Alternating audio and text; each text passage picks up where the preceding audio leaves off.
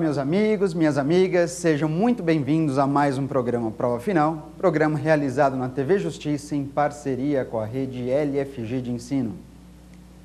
Meu nome é Alessandro Spielborgs e minha matéria é Direito Tributário, uma matéria tão querida de todos e exatamente um tema do direito tributário que eu escolhi para a gente conversar no dia de hoje. Você já conhece o nosso programa que é dividido em 3 blocos, sendo no primeiro bloco nós temos justamente o tema do dia de hoje, em que eu vou falar um pouquinho mais a respeito de dívida ativa e sobre a consequência da inscrição em dívida ativa, que naturalmente é a nossa execução fiscal. Mas no segundo bloco, nós temos então o Pergunte ao Professor. Pergunte ao Professor, então, que você tem tanto participado, em que mais uma vez eu vou responder uma série de dúvidas, uma série de questionamentos a respeito justamente do tema do dia de hoje. E no terceiro e último bloco, um bloco também bastante aguardado, quando você tem o X da questão. X da questão, onde então eu tenho condições de avaliar 2 testes, 2 questões envolvendo exatamente o tema abordado nesse nosso programa. Portanto, meus amigos, minhas amigas, não saiam daí, nosso programa só está começando, é mais um minutinho, eu já volto.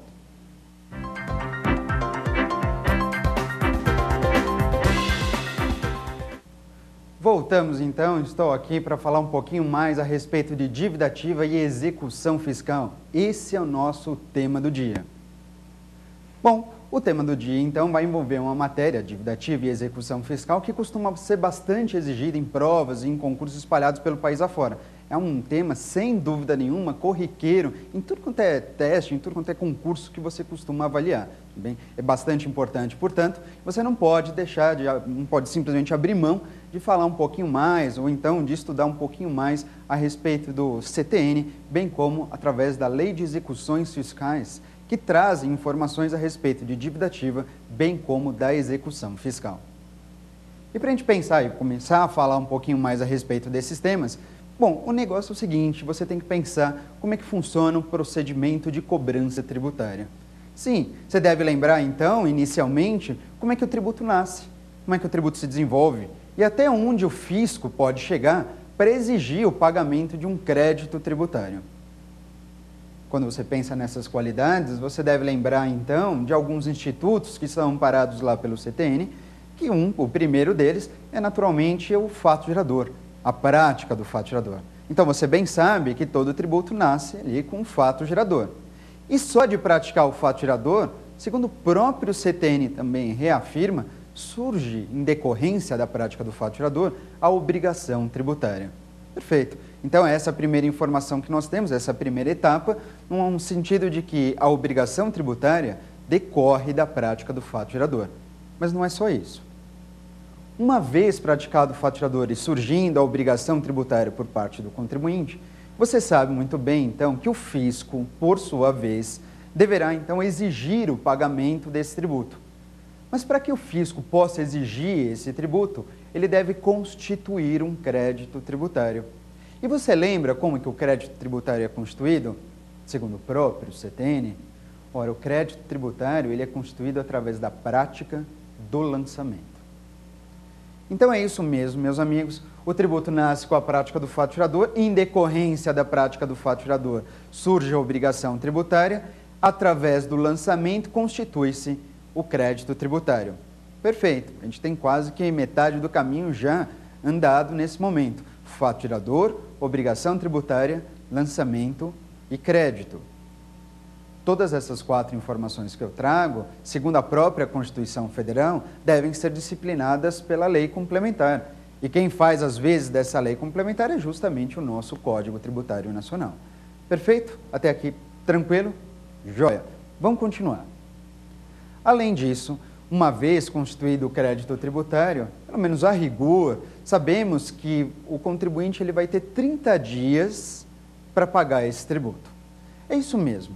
De acordo com o dispositivo do CTN, o artigo 160, caso a lei não disponha de forma contrária, uma vez constituído o crédito, uma vez que o contribuinte, portanto, é notificado de lançamento, por exemplo, uma vez que você, contribuinte, recebe o carnê do IPTU em casa, ali você tem a constituição do crédito tributário através da notificação de lançamento. Quando você recebe essa notificação, a rigor, abre-se um prazo de 30 dias para você recolher o tributo. Claro, você vai recolher esse tributo se você concordar com essa cobrança, com o montante que está sendo exigido. Mas escuta, e se por acaso você discordar dessa exigência? Nesse mesmo prazo, o prazo de 30 dias que você tem para pagar, você pode então buscar um outro caminho, você pode buscar uma intervenção administrativa, ou melhor, no sentido de que você pode buscar o caminho da via administrativa. Você pode buscar então oferecer uma impugnação administrativa, uma defesa administrativa, enfim, um recurso administrativo. Portanto, que fique bem claro, uma vez constituído o crédito, abre-se um prazo de 30 dias para que o contribuinte tenha condições de pagar, caso concorde com a cobrança, ou oferecer impugnação administrativa, caso, neste caso, discorde da exigência que está sendo feita. E aí, então, vem uma próxima pergunta. Escuta, mas e se por acaso o contribuinte ele não paga, nem mesmo apresenta a defesa administrativa? O que acontece nesse sentido? Bom, uma vez que o contribuinte não pagar nem apresentar a defesa administrativa, o fisco, então, que até então estava cobrando por bem, ou seja, ele estava cobrando administrativamente, através de um lançamento, o fisco percebe que você não pagou. E que então ele imagina que você vai oferecer uma impugnação administrativa. Mas ele percebe que sequer a impugnação administrativa foi oferecida. Então o fisco, neste caso, vai entender que quem cala, consente.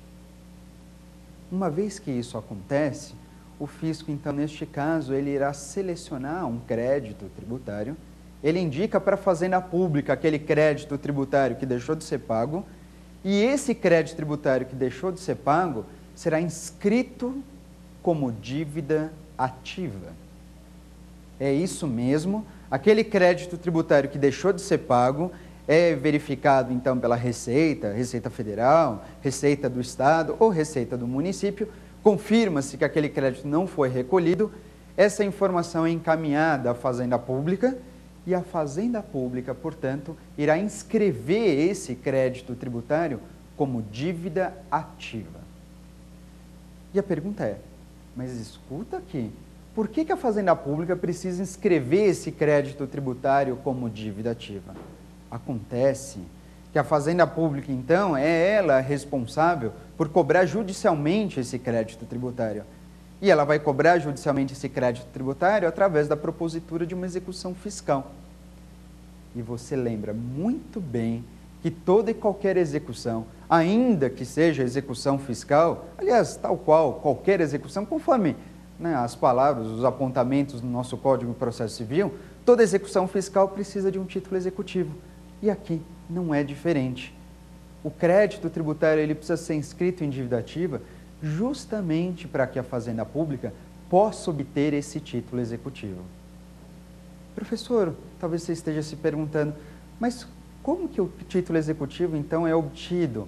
É só inscrever em dívida? Não, a inscrição em dívida ativa ela é importante para que, uma vez que isso aconteça, a Fazenda Pública tenha condições de extrair um documento que confirma que aquela dívida está em aberto.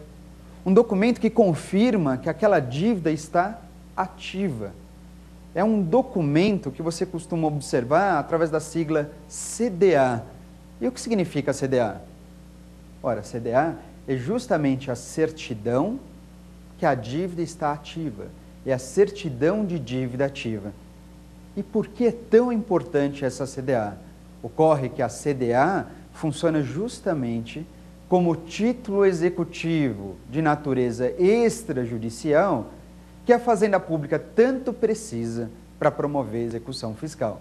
Repito para você, a CDA, portanto, ela funciona como um título executivo de natureza extrajudicial imprescindível para que a Fazenda Pública possa, sem dúvida nenhuma, promover a execução fiscal. Perfeito? Ficou claro, então? Então, só para retomar essa linha do tempo, só para a gente retomar todos os procedimentos, todos os passos que foram dados para que se chegue numa execução fiscal. Vamos lá. O tributo nasce com a prática do fato gerador, como você bem sabe, surge a obrigação. Depois dessa obrigação tributária, existe o lançamento, é proposto o lançamento para a fim de constituir o crédito tributário. E uma vez constituído o crédito tributário, o que acontece? Uma vez constituído o crédito tributário, abre um prazo lá de 30 dias para que o contribuinte tenha condições de pagar ou oferecer impugnação administrativa. E caso isso não aconteça, nem o pagamento, sequer a impugnação em dívida ativa, a impugnação administrativa, aquele crédito tributário que deixou de ser recolhido será inscrito como dívida ativa e, uma vez inscrito, é extraído a CDA, que é o título executivo que a Fazenda Pública precisa, então, para promover a execução fiscal. Ficou claro? De verdade? Então vamos lá, vamos continuar verificando outras informações atinentes a isso. A CDA. Quando você tem a inscrição em CDA, quando você pensa em CDA, em certidão de dívida ativa, segundo o próprio CTN, é possível verificar que existem vários tipos de certidão de dívida ativa. E essas certidões de dívida ativa, todas elas têm uma mesma natureza. Qual é a natureza da CDA? Bom, a CDA, sem dúvida nenhuma, funciona como um título executivo, como eu já tinha informado, e essa inscrição em dívida ativa, essa certidão, ela tem uma presunção de certeza e liquidez. Isso mesmo. Segundo o próprio CTN, a inscrição em dívida ativa oferece a esse título uma certidão de liquidez e certeza. E o que é exatamente isso?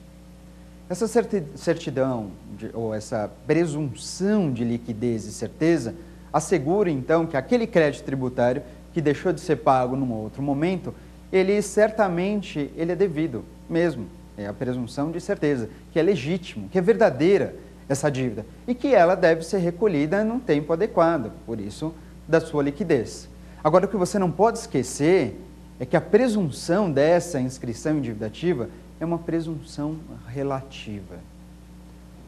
Ora, e o que vem a ser uma presunção relativa? Presunção relativa é aquela presunção, se você preferir o termo latino, é aquela presunção iuris tantum.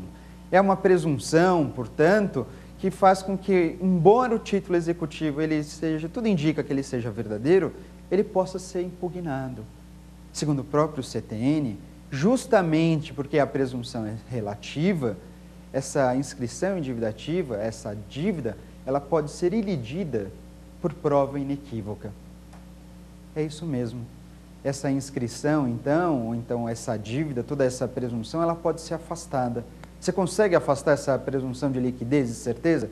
Consegue, através de uma prova inequívoca.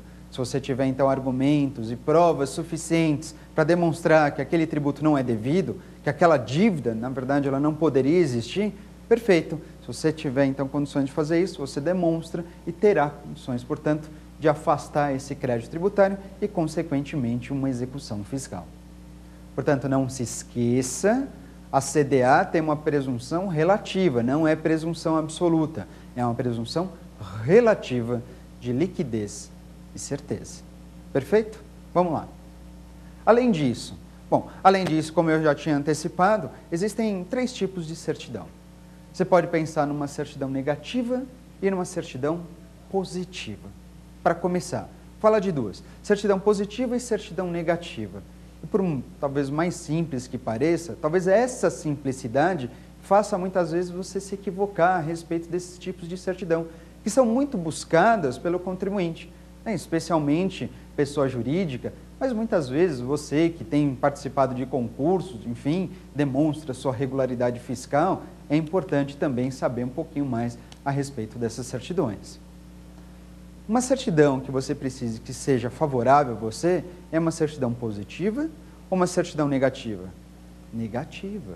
A certidão, a bacana, aquela que você precisa, aquela que confirma a sua regularidade fiscal, é a chamada certidão negativa de débitos.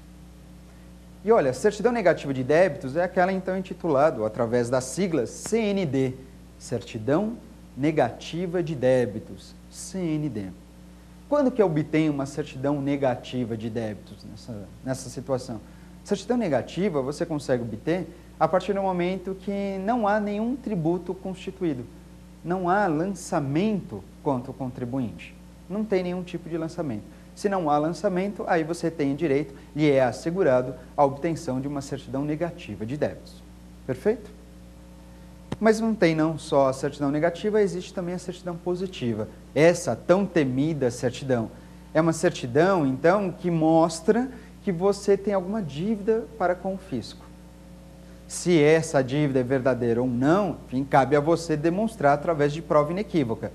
Mas se há um lançamento efetuado contra o contribuinte e o tributo e o prazo para o pagamento daquele tributo já se esgotou, então certamente a certidão contra o contribuinte, neste caso, a expedida, será uma certidão positiva. Certidão positiva, portanto, é aquela que acusa uma dívida. Bem, ela indica que existe uma dívida contra aquele contribuinte. Perfeito? Além disso, você tem um terceiro tipo de certidão, talvez das certidões mais procuradas, que é a certidão positiva, com efeitos de negativa. Certidão positiva com efeitos de negativa. Ora, esse tipo de certidão, positiva com efeitos de negativa, cuidado, é uma certidão positiva ou é uma certidão negativa? Essa terceira certidão da qual eu falo é uma certidão positiva. Então, é uma certidão positiva, uma certidão que acusa uma dívida. Tem dívida. Só que, apesar de haver uma dívida, em razão de algumas situações, essa certidão, embora ela saia positiva, ela vem com uma ressalva. É uma positiva, só que com efeitos de negativa. Uma pergunta muito comum de se fazer é: quando que se obtém uma certidão positiva com efeitos de negativa? Certidões como essas são obtidas invariavelmente através das formas de suspensão da exigibilidade do crédito tributário. Espera, que formas são essas? Como é que eu faço para suspender a exigibilidade do crédito tributário? Como é que eu faço, então, para obter, um dos caminhos que eu tenho para obter uma certidão positiva, porém com efeitos de negativa? Uma certidão como essa, então, você consegue obter através de uma medida liminar, que você pode pedir aqui em sede de mandado de segurança. Você consegue também uma certidão como essa através do pedido de tutela antecipada, seja numa ação declaratória, seja numa ação anulatória, através do parcelamento, por que não, moratória, ou mesmo quando você tenha oferecido um recurso administrativo, tendo em vista que você não concorda com a cobrança daquele crédito tributário. Perfeito? Qualquer uma dessas formas que eu citei estão exemplificadas lá no artigo 151 do CTN, e essas modalidades, elas suspendem a exigibilidade do crédito tributário. E por que isso é tão importante? Ora, porque ao suspender a exigibilidade do crédito tributário, segundo o CTN, lá no artigo 206, você terá direito, então, neste caso, de obter uma certidão positiva, é verdade, porém com efeitos de negativa. E essa certidão, ela lhe garante, por exemplo, a segurança de que não seja proposta uma execução fiscal. É isso mesmo.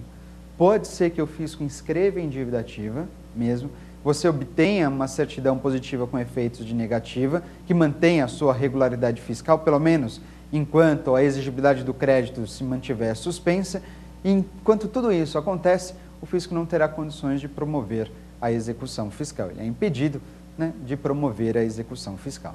Perfeito? Mesmo? Todo mundo entendeu? Agora vamos continuar. Com essa CDA, vamos imaginar com essa certidão de dívida ativa, com a certidão simplesmente positiva, não com a negativa, nem com a positiva com efeitos de negativa, vamos imaginar só com a certidão positiva. O fisco realmente percebeu, constatou que você deixou de pagar o tributo, você até tentou se defender durante um momento, durante um período, você conseguiu suspender a exigibilidade do crédito, mas você perdeu a demanda, foi confirmada a dívida. Você tem que pagar o tributo, mas você não paga. A Fazenda Pública, então, certamente irá promover a execução fiscal. E o que acontece, então?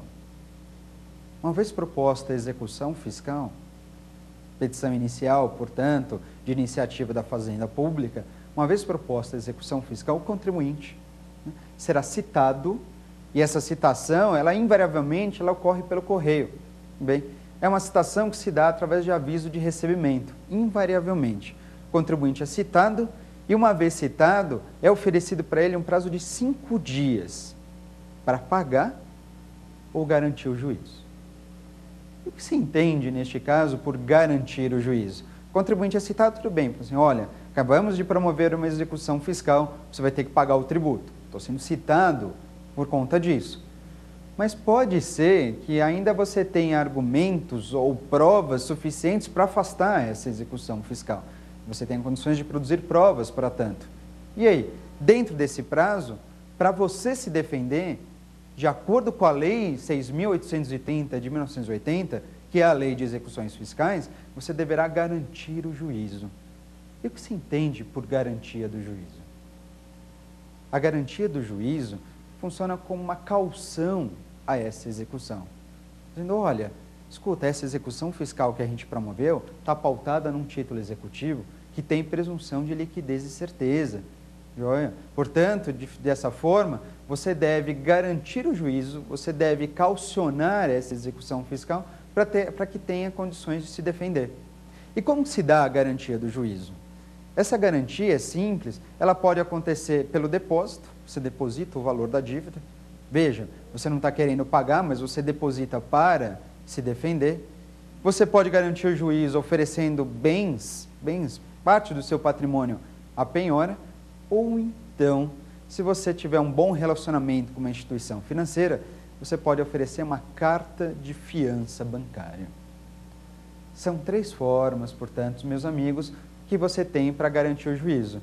Através de um depósito, através de uma carta de fiança bancária, ou, o que é mais comum, através da penhora, através da oferta de bens à penhora.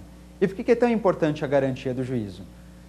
Porque, de acordo com a Lei de Execuções Fiscais, só mesmo garantindo o juízo para que você tenha condições de oferecer os embargos à execução. E é isso mesmo que vocês acabaram de ouvir falar, que na execução fiscal, para que os embargos sejam opostos, para que você tenha condições de oferecer embargos do devedor, embargos à execução fiscal, você precisa da garantia do juízo. Diferentemente, portanto, do que acontece com o que está hoje discriminado no Código de Processo Civil. O CPC já não exige mais a garantia do juízo para a oferta dos embargos. Mas na execução fiscal, para embargar, você precisa, sem dúvida nenhuma, ter a garantia do juízo. E olha só, uma vez garantido o juízo, você vai ter um prazo de 30 dias para embargar. 30 dias contados da garantia. Essa é uma forma, portanto, que você tem que observar esse prazo para oferecer os embargos à execução fiscal. Ficou claro? E para terminar, e a gente não esquecer de jeito nenhum, se você estivesse perguntando assim, professor, mas muitos dos contribuintes que sofrem uma execução fiscal, às vezes de forma devida ou indevida, eles não têm bens suficientes para garantir o juízo, eles não têm dinheiro para depositar. E nem é toda instituição financeira que venha oferecer uma carta de fiança. E como é que funciona? Se ele não tiver como garantir o juízo, quer dizer, ele não tem condições de se defender, e como é que fica aquele princípio constitucional do contraditório e da ampla defesa? Está sendo violado? Ou será que existe alguma forma de defesa? Sem a garantia do juízo, é admitida a apresentação de uma exceção de pré-executividade. E a exceção de pré-executividade, o STJ já se pronunciou. É uma medida cabível, é uma defesa que pode ser oferecida sem a necessidade de garantia do juízo, porém, fiquem atentos. De acordo com o Superior Tribunal de Justiça, jurisprudência consolidada, portanto, na exceção de pré-executividade, você só pode trazer aquelas matérias que sejam reconhecidas ou conhecidas de ofício. Matérias, portanto, que não comportem ou não precisem de dilação probatória. Cabe ou não cabe exceção de pré-executividade? Resposta: cabe exceção de pré-executividade, mas apenas se você for abordar matérias que são conhecidas de ofício e que não tenham necessidade de dilação probatória. Ficou claro? Perfeito. Então, eu não estou querendo dizer que não cabem provas na exceção, cabem provas, a única coisa é que você não terá condições, em sede de exceção, de produzir provas. Se você tiver necessidade de dilação probatória, você tem que buscar um outro caminho, você vai ter que buscar os embargos e não propriamente a exceção. Perfeito. Joia? Portanto, aqui eu encerro exatamente nosso tema do dia, quando eu falei um pouquinho mais a respeito de dívida ativa, certidões de dívida ativa e um pouquinho a respeito da execução fiscal, mas isso não quer dizer que você pode sair daí. Nós temos o nosso próximo bloco, que em breve vai começar. Estou te esperando.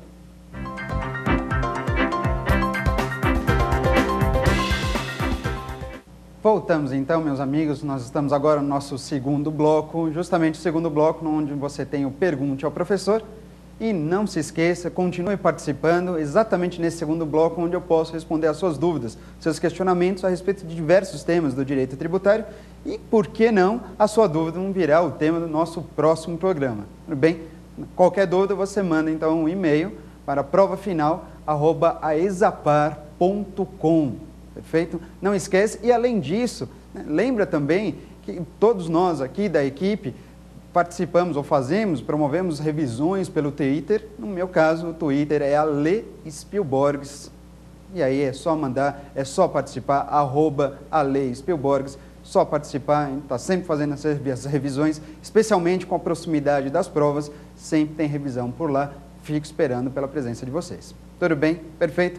Vamos começar então nossa primeira pergunta desse segundo bloco do nosso programa. Neste caso, Pergunte ao Professor. Vamos partir para a primeira pergunta e ver o que tem de interessante. Olha só.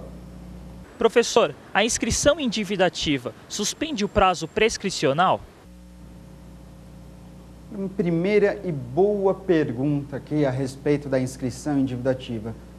A dúvida do nosso colega, neste caso, é se por acaso a inscrição em dívida ativa ela vem a suspender ou não o prazo prescricional. A pergunta é muito boa, inclusive. E por que isso? Porque é o seguinte, ele deve lembrar naturalmente que para suspender o prazo prescricional, o CTN dispõe de algumas situações em que o prazo prescricional ele fica paralisado mesmo. Essas formas que acabam por paralisar o prazo de prescrição, ou seja, o prazo que a Fazenda Pública tem para promover a execução fiscal, são justamente aquelas hipóteses descritas no artigo 151 do CTN. E quais são elas? São aquelas que eu já tinha comentado anteriormente, são aquelas formas como tutela antecipada, liminar, parcelamento, moratória, depósito, ou mesmo o recurso administrativo. Essas suspendem a exigibilidade do crédito e, por consequência, vêm a paralisar também o curso do prazo prescricional. Perfeito? Ocorre que, embora o CTN não seja taxativo quanto às formas de suspensão, ou seja, você pode vasculhar no seu Código Tributário Nacional, em nenhum momento ele vai ter um dispositivo elucidando quais são as modalidades que suspendem a prescrição. Não tem mesmo, como acontece na interrupção. Para interromper o prazo prescricional, há dispositivo para isso. O artigo 174, no seu parágrafo único, ele informa, olha, interrompe-se o prazo prescricional nesses casos. O CTN fala. Quanto à suspensão, existe a suspensão do prazo prescricional? Existe, ainda que o CTN não dispõe de forma expressa, objetiva nesse sentido, mas existe. Agora, fugindo do Código Tributário Nacional, deixando de lado o nosso CTN, existe uma outra lei, uma lei que eu também havia comentado aqui, a Lei de Execuções Fiscais, ou seja, a Lei 6.830 de 1980, que essa sim tem um dispositivo que fala, ou que versa a respeito da suspensão do prazo prescricional. Eu estou falando, neste caso, do artigo 2º, parágrafo 3º da Lei de Execuções Fiscais. Exatamente nesse dispositivo, meus amigos, você tem a informação de que uma vez o crédito tributário inscrito em dívida ativa, o prazo prescricional será suspenso por até 180 dias. Olha, e é isso mesmo que você ouviu falar. Quando se inscreve em dívida ativa, o prazo prescricional pode ficar suspenso, pode ficar paralisado por até 180 dias. Bem, por até 6 meses. Claro, eu falo 6 meses aqui só para servir de atalho, mas o prazo de suspensão é em dias, em 180 dias.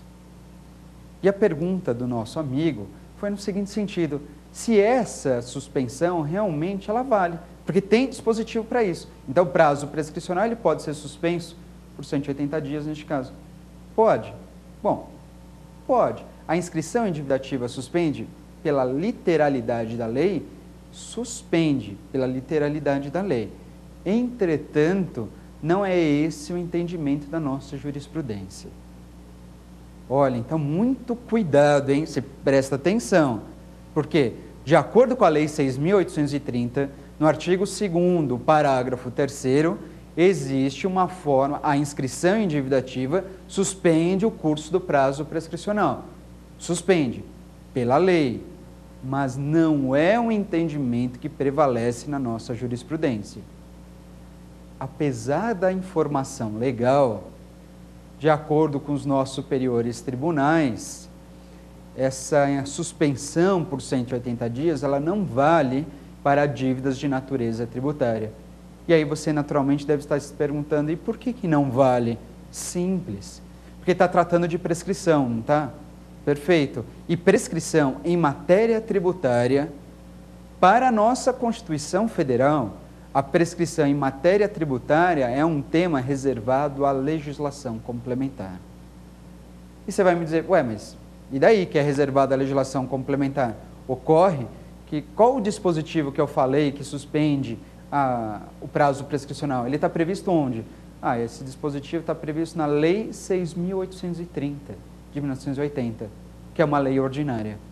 Portanto, esse dispositivo ele não vale para temas reservados à lei complementar. Ele não vale. Prescrição é um tema reservado à lei complementar, então esse dispositivo que fala da suspensão do prazo prescricional por 180 dias não vale quando se cobra um tributo, quando se cobra, portanto, uma exigência de natureza tributária.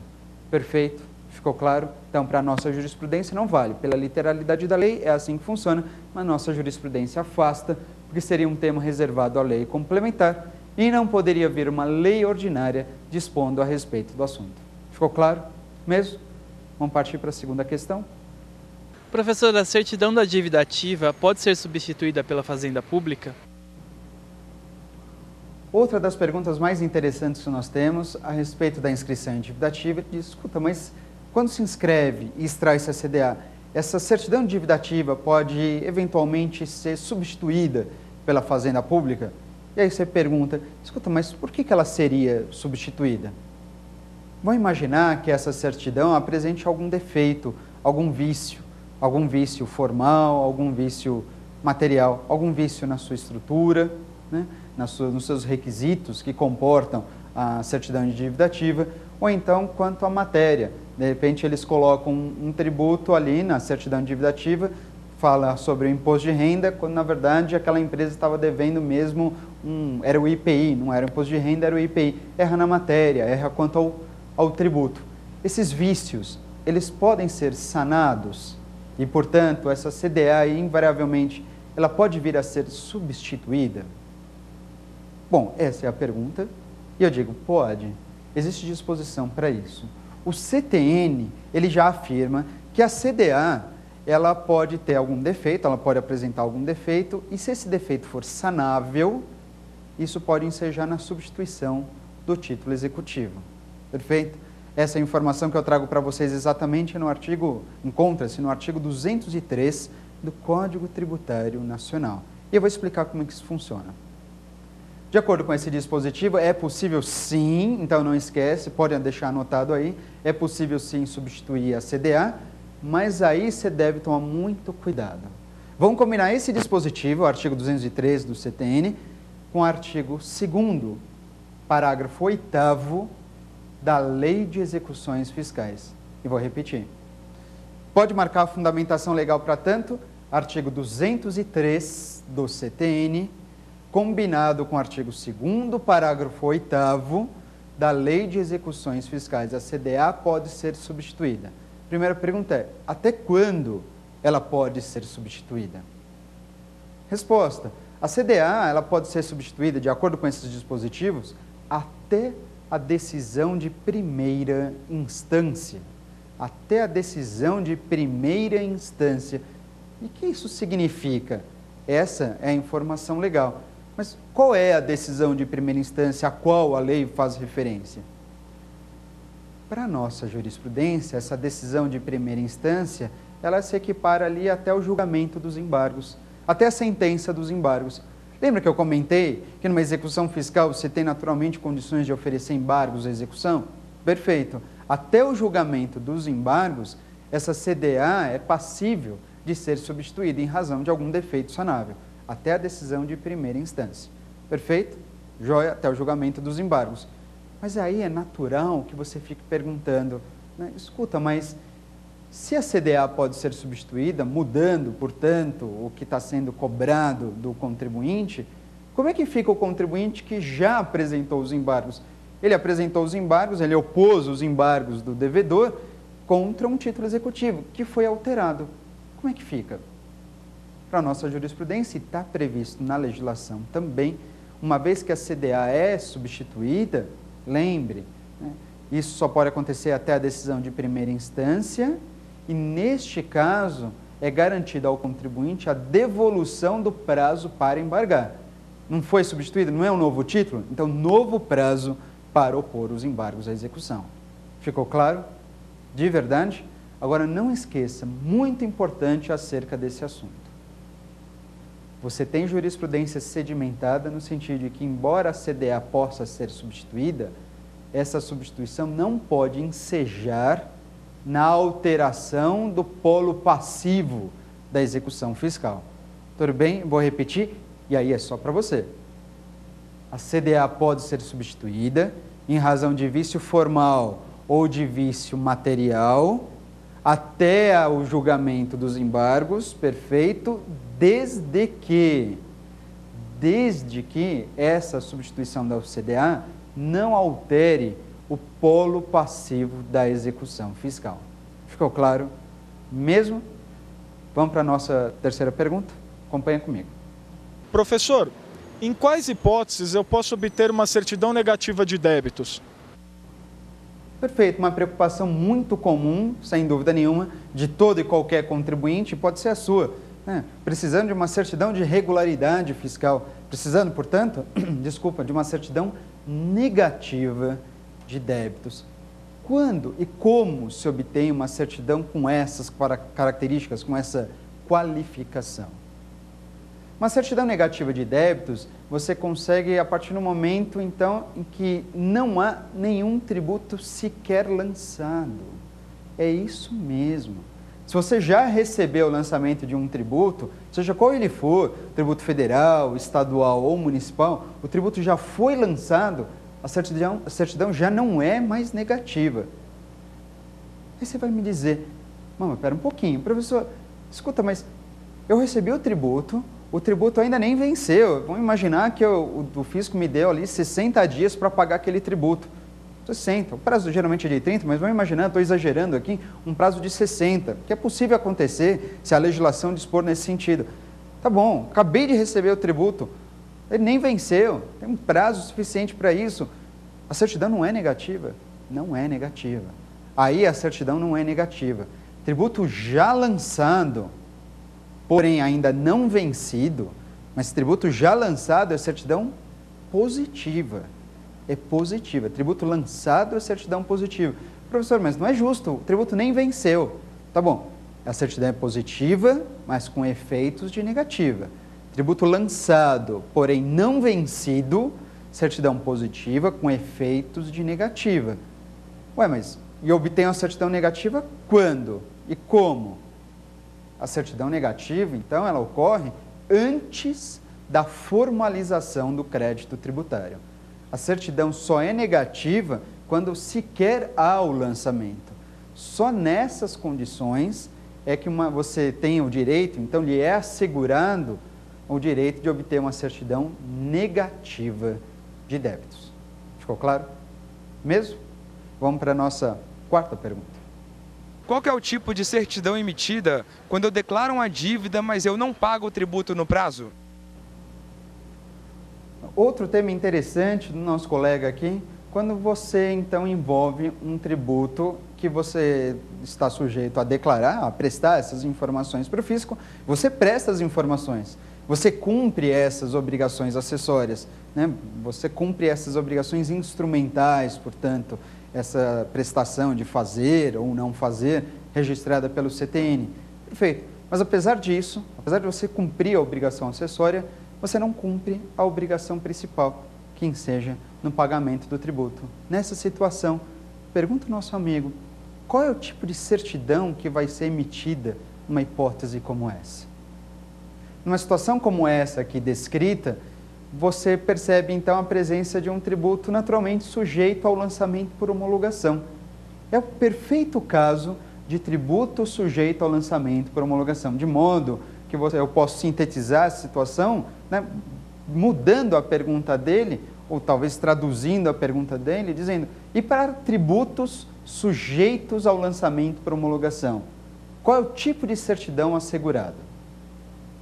Para tributos sujeitos ao lançamento por homologação, você tem que perceber o seguinte, bom, está sujeito à homologação? Tá. Na homologação, ou tributo sujeito a essa modalidade de lançamento, o contribuinte ele precisa prestar as informações, ele próprio contribuinte calcula o valor do tributo e, por consequência, recolhe de forma antecipada. Esse é um tributo sujeito ao lançamento por homologação. O contribuinte presta as informações, calcula o valor do tributo e, naturalmente, antecipa o pagamento. Se o contribuinte ele só presta as informações e calcula o valor do tributo, entrega tudo para o fisco, ele não paga. Neste caso, ainda que o contribuinte tenha cumprido com essas obrigações acessórias, tenha oferecido as informações para o fisco de forma correta, o fisco pode negar para ele, pode se recusar a expedir uma certidão negativa. Pode.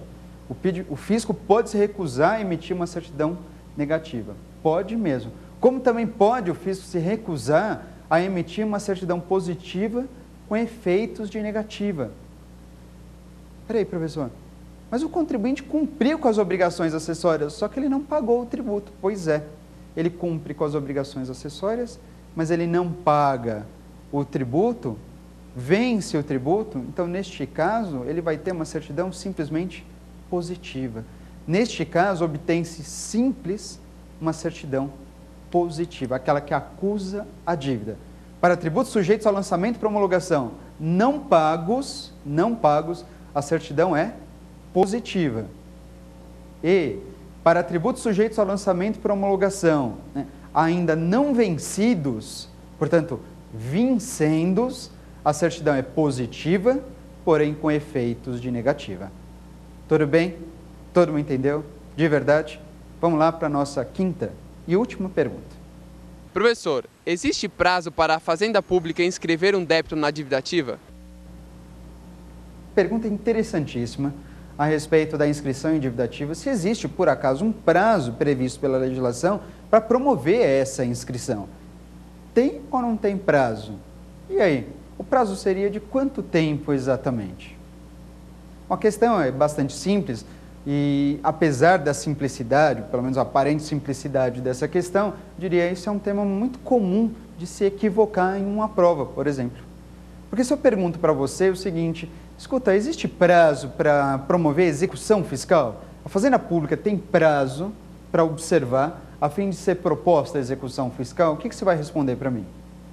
Existe, professor? Existe. E o prazo está previsto no CTN, artigo 174, esse prazo é de 5 anos. Perfeito. Então, existe um prazo para ser proposta a execução fiscal. Esse prazo é de 5 anos. Percebe? É um prazo para promover a execução fiscal.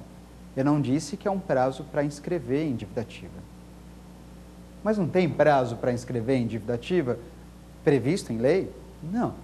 Previsto em lei, não. O que você sabe, apesar disso, é de que a inscrição em dívida ativa, ela não antecede a propositura da execução? Pois é. Se a inscrição em dívida ativa antecede a execução fiscal, naturalmente, essa inscrição tem que acontecer dentro de 5 anos. Mas cuidado, isso não significa dizer que o prazo para se inscrever em dívida ativa é de 5 anos. Não é a mesma coisa. Se você for questionado, se tiver uma alternativa da qual você está diante e diz o prazo para inscrever em dívida ativa é de 5 anos, essa questão, essa alternativa está equivocada. O prazo para executar é de 5 anos. é que, por consequência, como o fisco precisa inscrever primeiro em dívida ativa para extrair a certidão de dívida ativa e só por consequência promover a execução fiscal, tá, tudo bem. Então, como ele tem que inscrever para depois executar, e a execução fiscal é de 5 anos, o prazo é de 5 anos, então, naturalmente, a inscrição tem que acontecer dentro desse prazo também. Mas o que eu não quero que vocês esqueçam de jeito nenhum é que o CTN, nem mesmo a Lei de Execuções Fiscais e nenhum dos seus dispositivos, qualquer uma dessas duas legislações, fala sobre prazo para inscrever em dívida ativa. Não tem prazo previsto em lei, expresso nesse sentido. A partir do momento que surgiu um crédito tributário e você deixou de pagar esse crédito, a partir daquele instante, a inscrição já pode ser, o crédito tributário já pode ser inscrito, a inscrição já pode ser feita, só de constituir o crédito e vencido o crédito. Quando o crédito é definitivo, a inscrição já pode ser proposta, bem? Sem problema nenhum. Quanto tempo para inscrever? Bom, tem que inscrever o mais rápido possível, porque sabe a Fazenda Pública que se ela não inscreve, ela não tem como executar. E ela tem prazo para executar. Mas o prazo não é para a inscrição, o prazo é para a execução. Ficou claro? Perfeito, então, essa foi a nossa quinta e última pergunta, versando exatamente sobre dívida ativa, especialmente certidão de dívida ativa, e um pouquinho sobre execução fiscal. Olha, mas não vai sair, nós temos ainda um terceiro e último bloco, justamente o X da questão. Estou esperando por vocês.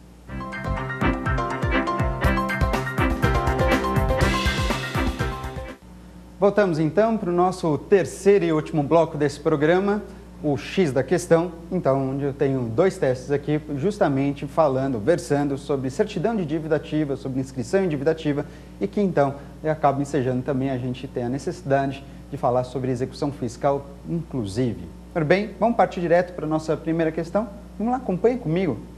Olha só, primeira questão, diz assim, ó, a certidão positiva com efeitos de negativa é fornecida diante das hipóteses abaixo indicadas.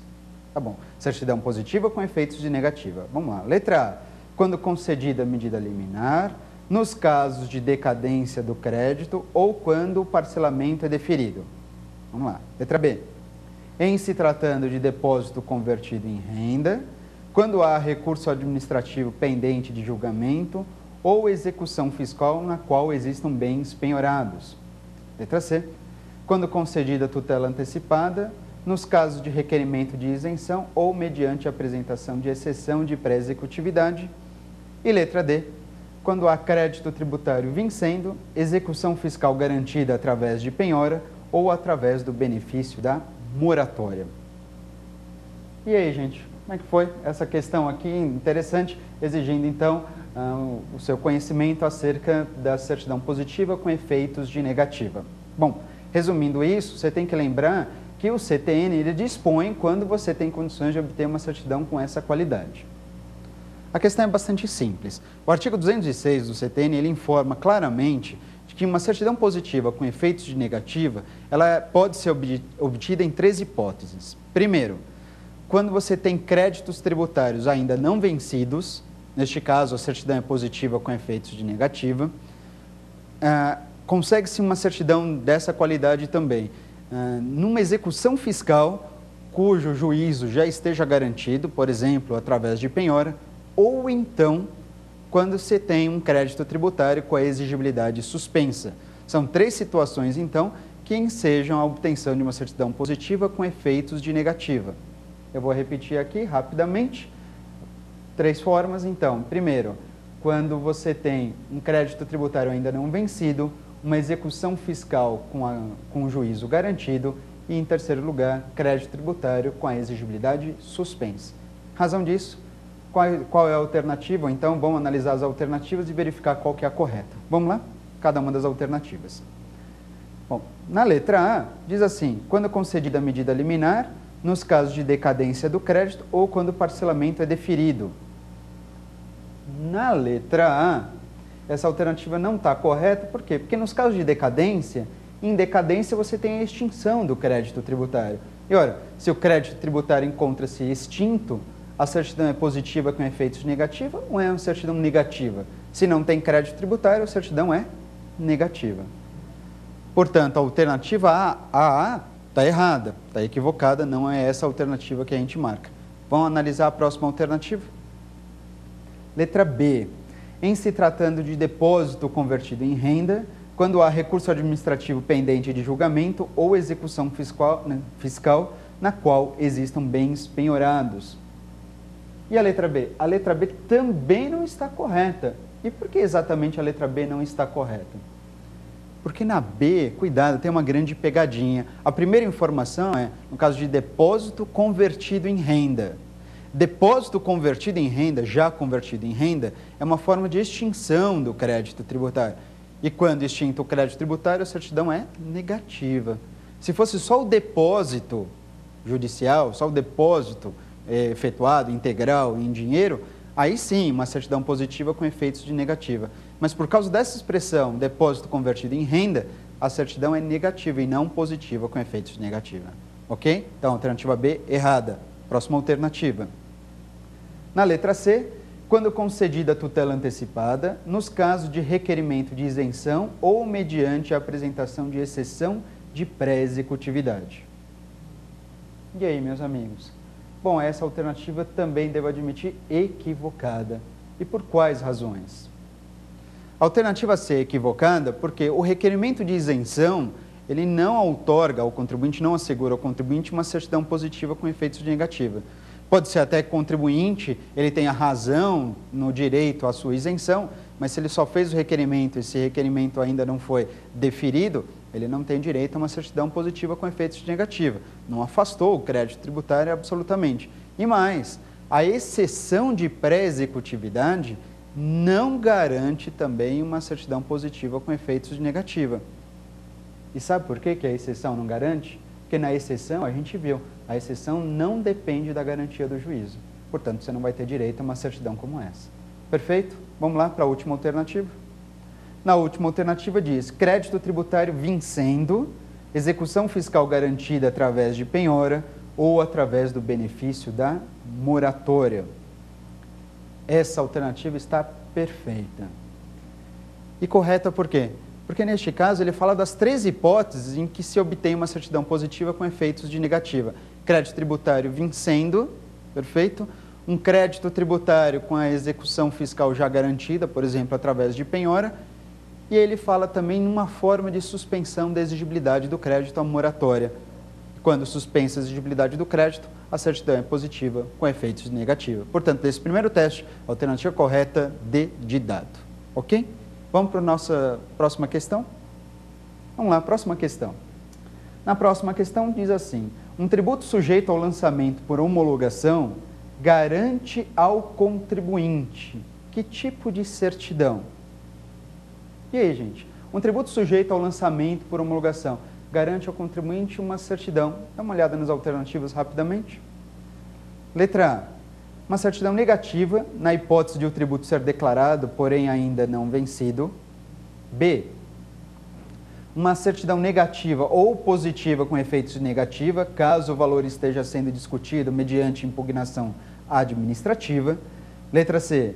Uma certidão negativa com efeitos de positiva, caso a exigibilidade do crédito encontre-se suspensa. Ou então, letra D, uma certidão positiva com efeitos de negativa, caso o tributo esteja dentro do prazo legal de vencimento. E aí, gente, qual é a alternativa correta? Vamos passar rapidamente. Olha só, voltando para as alternativas. Letra A.